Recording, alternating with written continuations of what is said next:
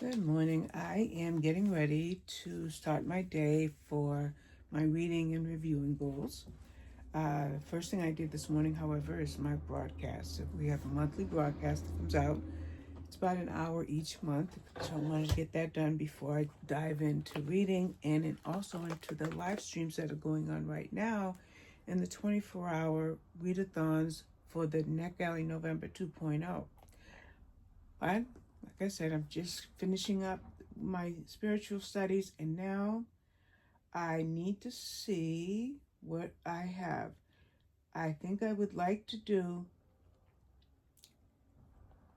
sit here and get two more reviews done or posted, and let me tell you what they are. Her Forgotten Hours by Lily Graham, an audiobook, and then The Perfect Host by Heather Gudenkopf, which is for a blog tour. For each of these, they're pretty much written, but they need to be fine-tuned. I always fine-tune my reviews to make sure that I don't have typos or grammatical errors. Then I'm thinking that I would like to get 2 reviews tomorrow. They would be for The Girl in the Window by A.J. McDine, and this one that I just can't seem to get the review written for. It's by Delia C. Pitts. It's Death of an Ex by Delia C. Pitts.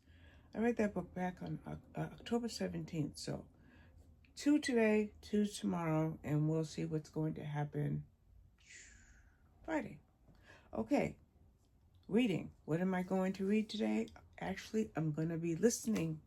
I have Dick Van Dyke's autobiography, 100 Rules for Living to 100. I have Prowl by Colleen Coble, which I did start last night, and it's another sanctuary book, so you're going to see some really intense drama when it comes to that. And I do want to take a quick peek at my reading spreadsheet in my book summary page. I am on task because after I get those books done that I have mentioned, I will only have 6 more November titles to read. 6 more. So that's my check-in, and I will see with you later. Right now, it is coffee and writing reviews. Hi, I'm just dropping in for a second. It was a non-productive reading sprint day for me so far, and it's 1:45 in the afternoon. I don't know what was going on. I did get to 28.8% of Dick Van Dyke's autobiography, narrated by Tom Bergeron. Dick Van Dyke, An Optimist's Guide to a Happy Life, 100 Rules for Living to 100.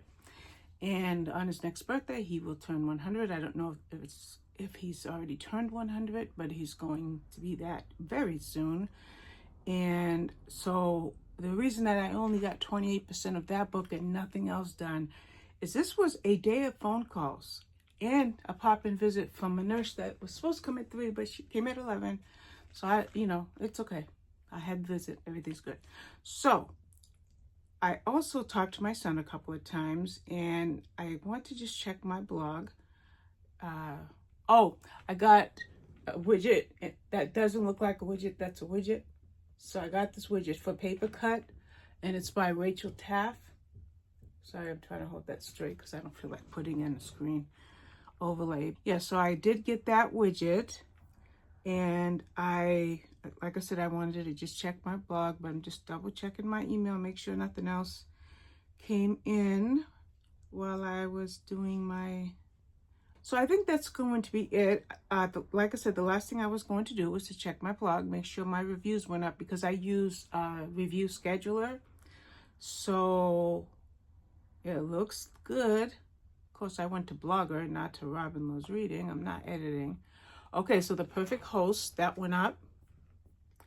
And audio book review for Her Forgotten Hours, that went up. Sometimes I will go back and realize that I didn't have the exact correct time, so I did get those 2 blog posts up. That brings me to 6 blog posts for this month, and that's my goal, is a review a day. And if I can have 2, not necessarily 2 in a day, but if I can have at least 30 over the month, that would be great. So that's what my goal is, because last month I had 27. So now I am going to get my water because I left it in the other room. I just stopped here on my way to my room before I decided to go back to Dick Van Dyke's book. I am making the last clip of this very mediocre vlog. I think I was doing well so many days in a row. I can't keep up with that momentum. Let's just face it. But let me tell you what today was like. Today was like Monday was. Today's Wednesday, and I'm speaking of Monday. Monday, I slept on and off all day. Tuesday, yesterday, I had an appointment in the morning, and I went to my daughter's house, came home. I think I may have even finished a book last night and finished strong. Today was much like Monday, sleeping on and off all day long.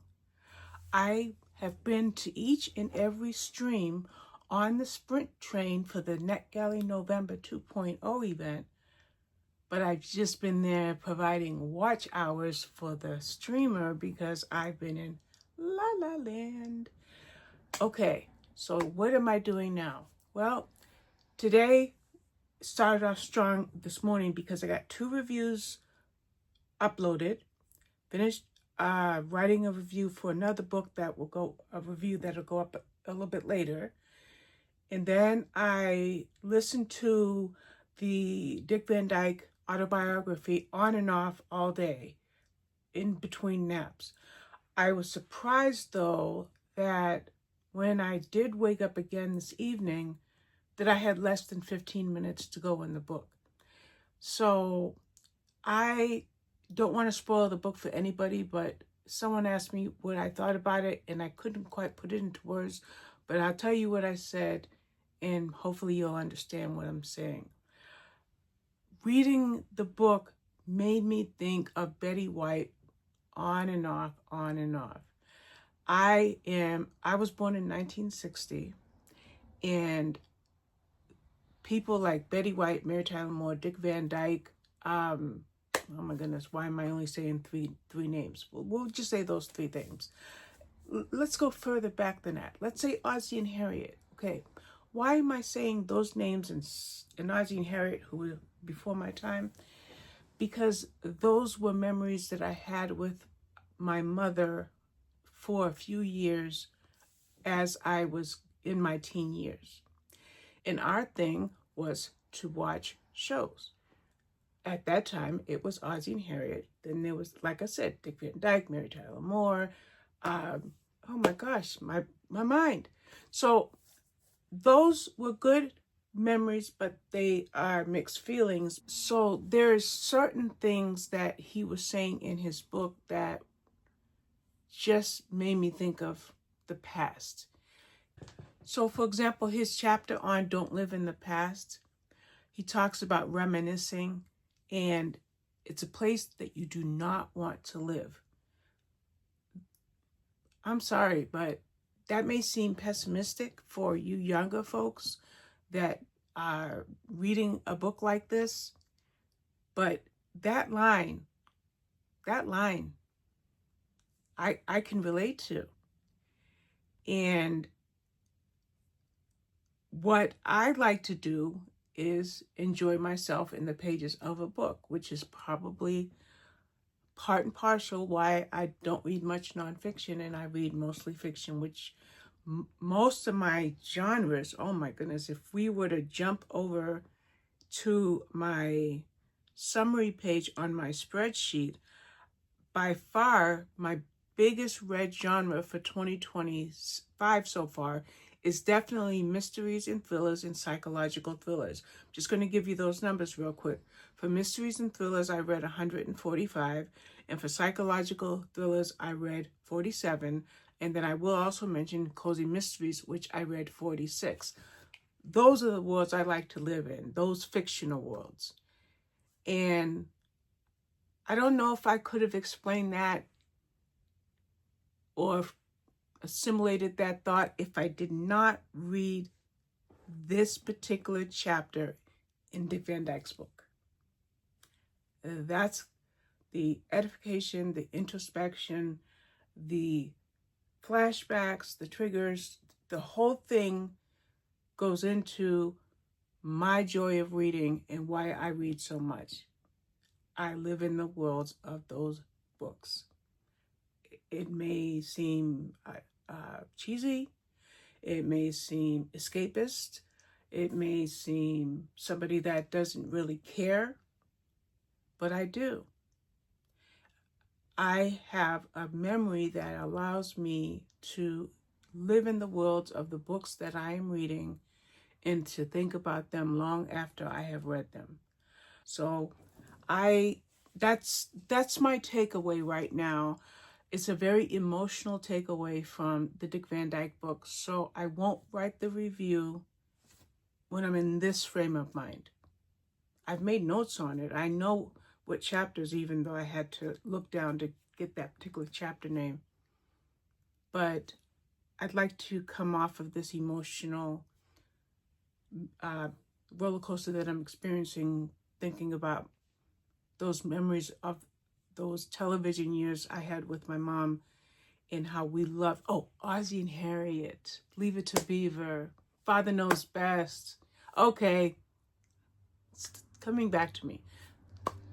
Those are the memories that came to me, or the thoughts that came to me when reading Dick Van Dyke's book. And there is something that he said at the end of the book that really made me sad. But I can't tell you what it was, because if you haven't already read the autobiography, which most of you may not have read it, I don't think it actually even comes out until the 18th. So if you're not a reviewer or a blogger, you won't read it until a couple of weeks from now. But I'm being honest. I'm always honest. And that gets me in trouble sometimes. But that's my takeaway from the Dick Van Dyke book. It made me sad. Do I still feel sad right now? No, because I already started 2 other books. I started Innocence Road by Laura Griffin, and I started Prowl by Colleen Coble.